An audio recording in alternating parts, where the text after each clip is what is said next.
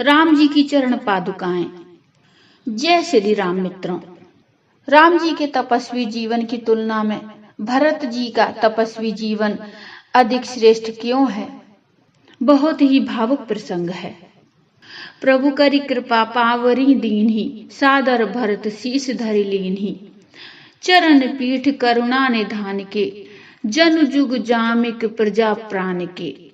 श्री राम लक्ष्मण व जानकी जी के वन गमन के बाद भरत जी जब अयोध्या के पूरे समाज के साथ उनसे मिलने चित्रकूट आते हैं, उस समय उनके रोम रोम से श्री राम प्रेम का अलौकिक प्रकाश छिटक रहा था। भरत जी की कोई सुख भोगने की इच्छा नहीं है। वे तो बस यही चाहते हैं कि श्री राम आनंद में रहें। मैं दुख सहन करूंगा। सुख को अपनी ओर खींच लेना इसे काम कहते हैं, और सुख को प्रिय को अर्पण कर देना इसे प्रेम कहते हैं। भरत जी प्रेम की मूर्ति हैं। उधर जब श्री राम जी को यह संकेत मिला कि भरत जी मिलने आए हैं और प्रणाम कर रहे हैं, तो वे प्रेम में इतने मग्न हो गए कि उन्हें इस बात का भी ध्यान नहीं रहा कि वस्त्र कहाँ गिर गया, तरकस कहाँ गिरा, बाण कहाँ गिरे और धनुष किधर जा पड़ा। उन्होंने तो अधीर होकर भरत को हृदय से लगा लिया। श्री राम ने भरत जी से कहा, भाई भरत, आज तक मैंने तुमको कभी नाराज नहीं किया, परंतु आज तुमको कहने में दुख होता है। पिताजी की आज्ञा का पालन करना तो तेरा भी धर्म है और मेरा भी धर्म है। भरत जी ने कहा, आपने आज्ञा की वह मुझे शिरोधार्य है। मैं 14 वर्ष आपका स्मरण करता हुआ अयोध्या में रहूंगा। 14 वर्ष की अवधि पूर्ण होने पर यदि आप अयोध्या आने में एक दिन का भी विलंब करोगे तो मैं प्राणों का त्याग कर दूंगा, परंतु 14 वर्ष तक प्राण टिकाने के लिए मुझको कोई आधार दीजिए। पादुके देहि राजेंद्र राज्याय तब पूजिते, तयोः सेवाम करोम्येव यावदागमनम तब। श्री राम जी ने भरत जी को अपनी चरण पादुकाएं दी। भरत जी ने चरण पादुकाओं को मस्तक पर पधराया। मस्तक बुद्धि का स्थान है। मस्तक पर भगवान की चरण पादुका रखने से बुद्धि में कोई विकार, काम, क्रोध, लोभ, मोह, अंधकार आदि प्रवेश नहीं कर सकते हैं। राम जी की चरण पादुकाएं लेकर भरत जी को इतना आनंद हुआ मानो साक्षात सीताराम जी मिल गए हों। उन्हें लगा, अब मैं अकेला नहीं हूँ, मेरे राम जी मेरे साथ हैं। भरत जी राम जी की चरण पादुकाओं को लेकर अयोध्या लौट आए। राम वन में रहे और भरत राजमहल में सुख भोगे, यह संभव नहीं था। भरत जी अयोध्या के बाहर नंदी ग्राम में वास करने लगे। भरत जी तन से तो अयोध्या में थे, किंतु उनका मन राम जी के चरणों में था। उन्होंने एक सिंहासन पर चरण पादुकाओं की स्थापना की और नित्य उनकी भगवान की मूर्ति की तरह पूजा करने लगे। राम जी की प्रतीक्षा में भरत जी इस तरह तपश्चर्या कर रहे थे। वे नित्य चरण पादुकाओं का फूलों से श्रृंगार करते थे और पादुकाओं में दृष्टि स्थिर कर नित्य सीताराम सीताराम का जाप करते थे। जब भी उनको राम जी की बहुत याद आती और उनका हृदय श्री राम के वियोग में चीत्कार करने लगता, तब भी वे राम नाम का जप करते। तब पादुकाओं में से श्री सीताराम जी बाहर आते और भरत जी को राम जी से संयोग का अनुभव होने लगता। वे भूल जाते कि मेरे राम वन में गए हैं। उन्हें लगता कि मेरे सीताराम जी तो यहीं विराजमान हैं और मुझे प्रेम से देख रहे हैं। प्रेम में इतनी शक्ति है कि वह जड़ को भी चेतन बना देता है, निष्काम को सकाम और निराकार को साकार बना देता है। चरण पादुकाएं जड़ हैं, परंतु भरत जी को उनमें श्री राम के दर्शन होते हैं। जहाँ प्रेम से परमात्मा के नाम का जप हो, वहाँ भगवान को प्रकट होना ही पड़ता है। जहाँ भक्त हैं वहाँ भगवान हैं। भक्त और भगवान अलग रह ही नहीं सकते हैं। श्री राम तो सर्वव्यापक हैं। जितने उनके भक्त उतने ही उनके स्वरूप। श्री राम जी का एक स्वरूप वन में था और दूसरा स्वरूप भरत जी के पास था। भरत जी अयोध्या का समस्त राज्य कार्य राम जी की चरण पादुकाओं को निवेदन करके करते थे।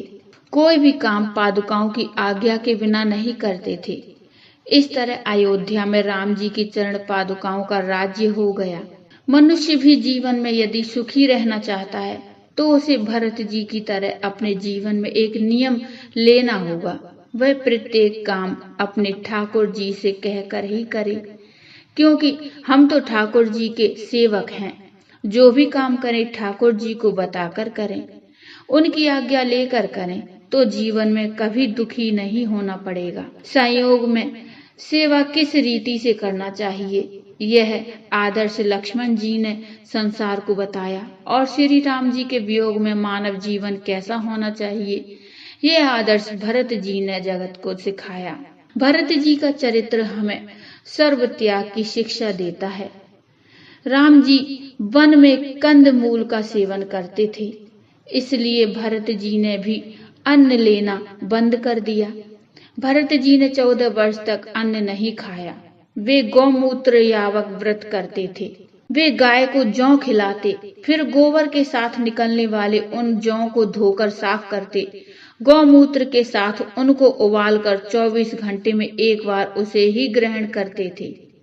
भरत जी ने जटा और वल्कल वस्त्र धारण कर लिए।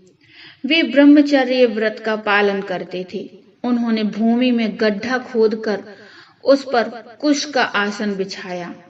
14 वर्ष तक वे महातपस्वी बिना लेटे उस पर बैठे रहे। गोस्वामी तुलसीदास जी ने भरत जी के नियम व्रत और श्री राम की स्तुति करते हुए कहा है, प्रणवौ प्रथम भरत के चरना, जासु नेम व्रत जाई न वरना। राम चरण पंकज मन जासु, लुबुद मधुप एव तजई न पासु।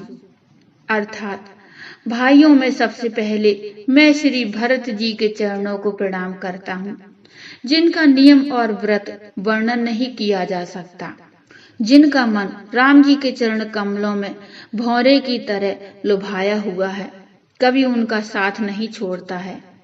वन में राम जी के तपस्वी जीवन की तुलना में भरत जी का तपस्वी जीवन अधिक श्रेष्ठ है, क्योंकि वन में रहकर तप करना बहुत कठिन नहीं है। राजमहल में रहकर तप करने वाला सच्चा ब्रह्मनिष्ठ साधु है। सब प्रकार की अनुकूलता हो, विषय भोग के साधन हो, फिर मन विषयों में ना लगे, यही सच्ची साधुता है, सच्चा वैराग्य है। भिखारी को खाने को ना मिले और फिर वह उपवास करे तो उसका कोई विशेष अर्थ नहीं है। सब कुछ होने पर भी मन किसी विषय में ना जाए, यही सच्चा वैराग्य है।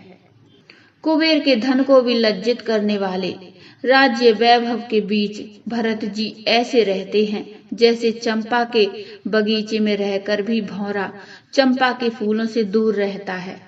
यही कारण था कि संत शिरोमणि भरत जी के दर्शन व सत्संग से अयोध्या की नर नारियों में ही नहीं अपितु जड़ चेतन में भी राम भक्ति प्रतिष्ठित हो गई। भरत जी के वैराग्य को देखकर अयोध्या की प्रजा भी कंदमूल का सेवन करती थी। कुछ लोग केवल एक बार भोजन करते, व्रत उपवास करते, ब्रह्मचर्य का पालन करते थे। इस तरह 14 वर्ष तक अयोध्या की प्रजा ने भी तपपूर्ण जीवन व्यतीत कर राम जी की प्रतीक्षा की। सदाचार ही परमात्मा से मिलाने वाला पुल है।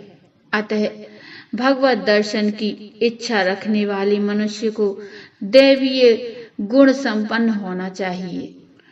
मनुष्य का जीवन यदि भरत जी जैसा पवित्र हो तो राम जी के मिलने में देर नहीं है।